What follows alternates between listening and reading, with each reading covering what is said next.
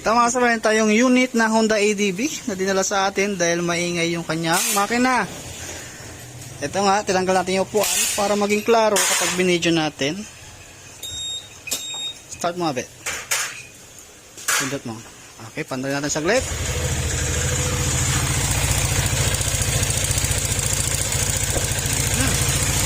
Okay, patayin natin dahil hindi pwedeng patagalin. At kapag ganyan ang tunog, asahan nyo po yan. Piston, may tama. Block, kumbaga nagnanaking yung kanyang piston doon sa block.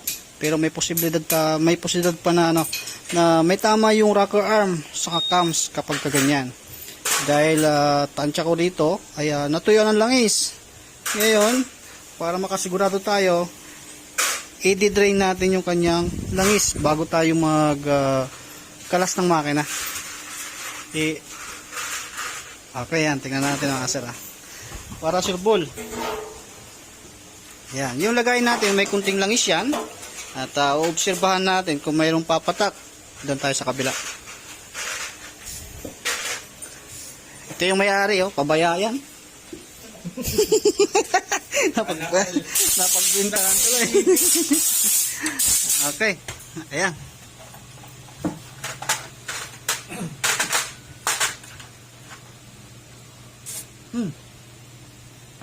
Walang tumulong. Ayan, nakita na natin na walang tumulong langis. Kaya obligado or matik na may problema yung block. Swerte nito kung walang problema yung kanyang sigunyal. Sana ay wala. Pero napapansin ko naman sa tunog pa lang hindi kasama si sigunyal. Kumbaga ang hatol natin dito, piston ring, yung rocker arm, yan yung mga number 1 na ating i-check or mga posibilidad kung bakit gano'n na lang yung tunog ng ADB. At sabi naman ng may-ari nito, totally hindi masyadong intong gamit. Sabi ng may-ari kasi nito mga sir, nag-change oil siya ng November 1. Ibig sabihin, ano pa lang ngayon? 29 pa lang ngayon. Ang kilometer, tingnan natin. Ito, ang baba pa lang, oh. 24,957 pa lang yung kanyang kilometer. Nag-change oil siya ng November 1. Saktong-sakto daw ng November 1. At itong motor na to, bihira magamit. May posibilidad na hindi nalagyan ng langis nung nagpa-change oil, baka nakalimutan. Ganon yung mga senaryo kasi makikita naman sa motor talagang makinis. Yan ang pagkakakwento ni sir kasi nagpa-change oil sa kasa. Hindi natin pwedeng magsabi ng ganon-ganon kasi hindi natin alam. Pero may posibilidad na ganon nangyari kasi kung sabihin mong kahit fake oil yung gamitin mo, mayroon pa rin tutulong langis dito. Hindi dapat na walang tumulo. Kaya matik, pag-iiwalay natin yung makina saka yung chassis. Mas maganda pa itong paghiwalay kasi hindi mo na kailangan pangkalasin yung flarings dito. Upuan lang saka stator, matatanggal mo na yan. Tatanggal mo yung mga throttle body. Let's rock! Okay, pag-iwalay mo natin mga sala para hindi na umaba yung video natin. Basta pag nagpapahiwalay kayo, tandaan nyo na lang yung mga tornilyo. Segregate nyo na lang. Lalong-lalo yung mga sensor, double check yung mabuti baka mamaya sa paghihiwalay nyo nito. Kasi mabigat to mga sir. Mabigat yung chassis nito. Baka mahatak yung mga chassis ay yung mga sensor. Mababali. Dagdag gastusin na naman pag ganun. Ito na mga sir, napaghiwalay natin yung makina saka yung chassis at ito yung wawalwalin natin. Kita nyo, hindi masyadong kalasin si ADB na 150 pero kung 160 to obligado kakasin mo yung flarings nya para lang matanggal mo yung sakit sa ECU.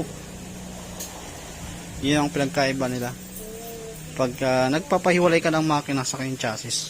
Mas madali si 150 kahit si PCX mas madali din yung 150 rin.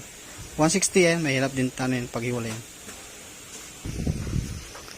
Ito mga sa paras lang ng block ng Click 150 saka si ADB 150 paras lang sila ng block saka yung head paras lang din yan. Ayan, tinatanggalan na natin tapos i-segregate nyo na lang yung pisa Ayan, kung may ganito kayong lagayan, napaka-importante yan mga sir para kitang-kita nyo kagad yung pisa. Eto na, tanggalan natin yung cylinder head. Ito na yung cylinder head nya at ito na yung block. Ayun oh. Gas-gas na oh. Nakikita naman natin sa loob. Ayan, walang kalangis-langis. Tapos to. Tapos check natin yung ano, yung cams naman saka yung rocker arm. Wala mo lang natanggal na ano, nanlangis yung dinrin natin. Okay, buksan natin to para makita natin kung may tama ba yung cams nya or yung rocker arm. Buti nga lang hindi niya ito masyadong nagamit na nung umingay na. Kaya kapag once na yung motor nyo umingay, naramdaman nyo na, napaka-importanteng huwag nyo nang itutuloy na gamitin. Tignan nyo kagad yung langis, double check nyo na. Kapag once nakita nyo walang langis, lagyan nyo. Tapos kapag umusok, dali nyo na kagad sa gumagawa para hindi na madamay yung ating sigunyal. Kasi napakahirap dito, pagka ito yung nadamay, nag-stack up tong pin sa connecting rod, obligado kailangan palitan yan. Buti nga lang ito, hindi kaya safe na safe yung kanyang sigunyal. Kaya ang papalitan natin dito, piston ring, valve seal, langis, coolant. Yan yung mga mga papalitan natin. At kita ko naman din yung water pump nya, goods na goods, wala siyang problema. Ito naman yung isusunod natin. Nakikita naman natin sa unit na maalaga din to sa langis, kaso nga lang nagkataon lang na nung nagpa-change oil baka hindi nalagyan ganyan, kasi hindi natin pwede magsabi din na kasalanan nung unang gumawa kasi hindi naman natin nakita. Ganun yung nangyayari, mga ganun lang, or yung may-ari na yung problema, baka naman talaga totally hindi nagpa-change oil, kasi meron siyang record kung kailan siya nagpa-change oil, pinakita naman sa akin. Ayan. Tapos i-check natin din yung valve, yung valve guide. Isa rin sa i-check natin yan. Ayan. Na-check naman natin. Goods naman. Kunting-kunti lang naman yung play ng exhaust. Pero pwede pa naman yan. Yung sa valve guide, may kunti na rin siyang alog. Pero okay pa. Hindi pa siya totally talagang sira. At ito naman yung piston pin nya. Ayan, hindi natin pwedeng ibalik to. Obligado, papalan natin to. At ito naman yung ating block set. Andyan na yung piston ring, cylinder head gasket, base gasket, piston, block. Ayan, andyan na. Para may salpakan natin dito. At marigrinding compound na rin natin yung kanyang cylinder head. At ito naman yung piston nya mga sir. Papansin nyo, ayan maluwag na.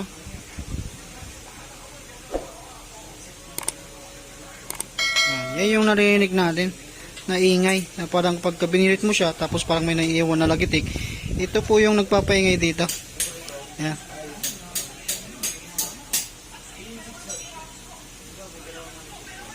Palit tayo dito.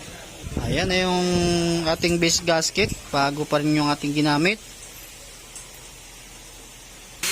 Ayan, syempre yung dowel, lagay nyo rin magkatapat.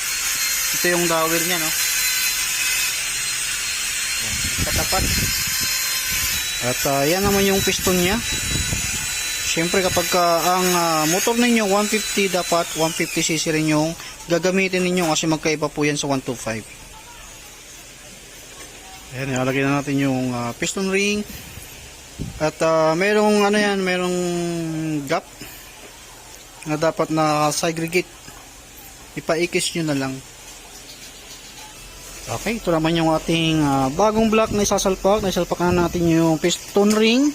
Kapag nag-install kayo ng piston pin lock, lagyan nyo ng basahan para hindi tumatikso sa loob. Yan, ito na yung ating bagong block. Ito yung luma, kukunin lang natin dyan, tatransfer natin doon. Tapos lalagyan nyo ng langis para hindi magasgasan yung ating bagong block. Ito na yung bagong block natin mga sir. Ayan. Lagyan nyo ng langis yung piston habang sinasalpak nyo, or lagyan nyo ng langis bago nyo salpak yung block natin. Purpose natin doon, hindi tayo mahirapan pag nagsalpak at hindi magagasgasan yung block. At huwag nyo kakalimutan i-double check yung gap ng piston ring. Gagawin nyo, ipaikis nyo siya pag ganyan, tapos pag ganyan.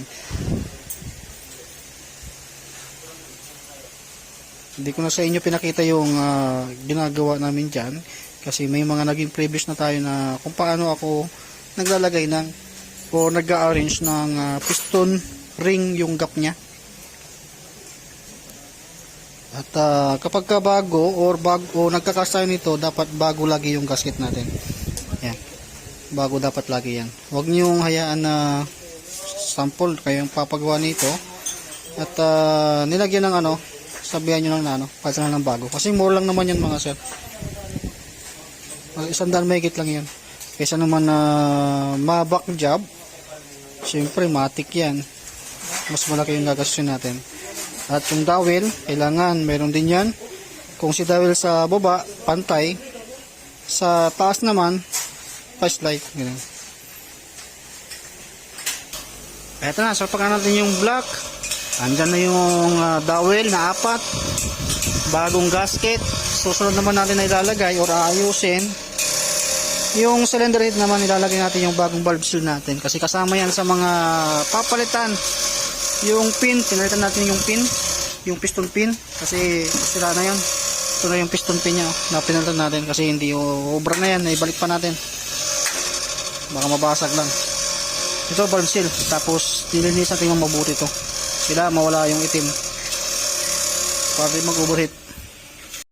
Ito na, naugasan na natin at nalagyan na rin natin yung bago nating valve seal para may salpakan natin dito.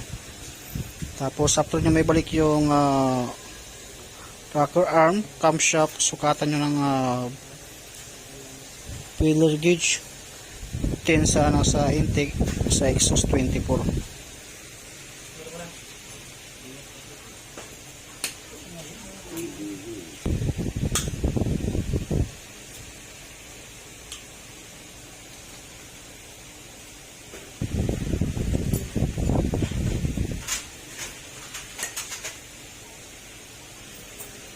Natin may balik. Ayan, lalagyan natin ng gasolina dun sa butas para makita natin kung mayroong moist.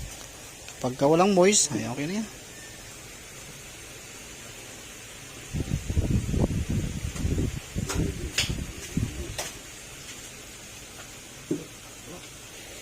Okay, goods na. Sasalpakan natin dito. Ito, kapitan natin yung cylinder head.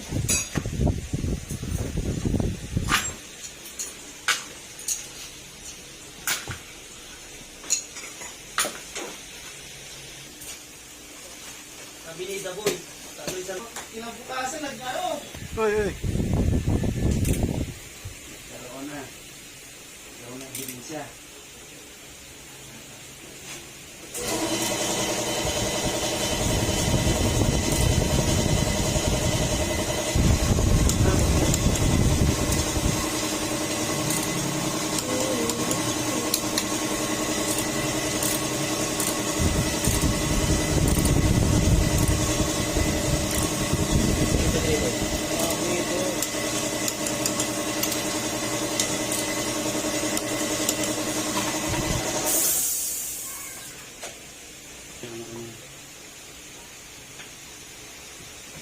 Ito mga salamat sa kaling kayo magbabalik ng water pump naka-top dead.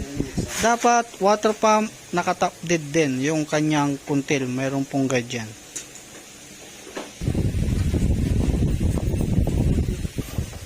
Ito na, tapos na tayong mag-assemble ng makina. Tambutso na lang ang ating ilalagay, langis, coolant. Ayun, salpak na natin. Ito na, buo na yung makina. Isasalpak na natin sa kanyang chassis. Ito mga sinasampahan natin. Bali, ibabalik muna natin yung mga sensor nya at lagyan natin ng coolant sa kalangis, tapos pandre natin. Basta kung ano yung una nyong inumpisahan, sample nyan, bago nyo siya kalasin, tinanggal nyo yung mga throttle body. Yan, matatandaan nyo naman din kaagad dyan. Sensor, yung sakit, hindi naman pare-pares yan, kaya hindi kayo dyan maliligaw.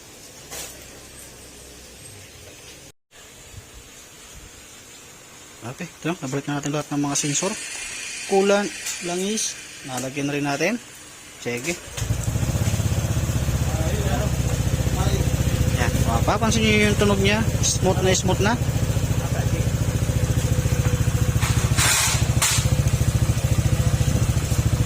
Yan.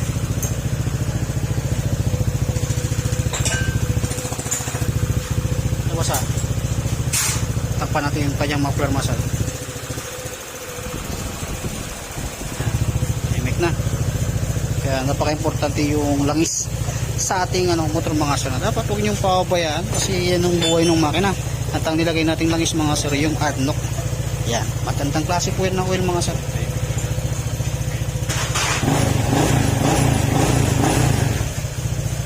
Yan, wala na siyang naiiwan na parang ibang kakaibang tunog. Dahil dun yun sa sa block at saka sa piston, knocking na siya.